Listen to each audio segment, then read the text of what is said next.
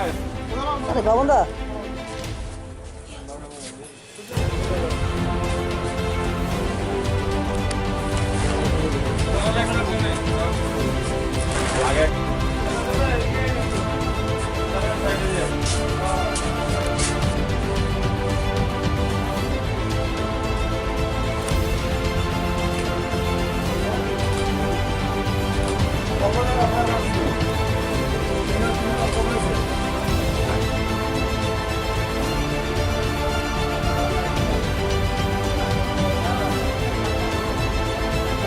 আমরা আজকে এমজি বাজার যে খান্না মার্কেট আছে এবং এমজি বাজার খান্না মার্কেটে বিভিন্ন অলিগলিতে আমরা রেড করি।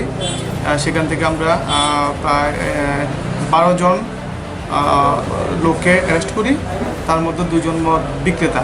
আমরা প্রায় আনুমানিক 20,000 টাকার আমরা দেশি মদ সঙ্গে আমরা ফরেন লিকারও ছিল আমরা উদ্ধার করি এবং তাদেরকে আমরা আউটপোস্টে নিয়ে আসি এবং তাদের বিরুদ্ধে আমরা যে আইনগত ব্যবস্থা আছে ওরা আমরা করছি। অনুযায়ী যা হয় সেটা আমরা করছি।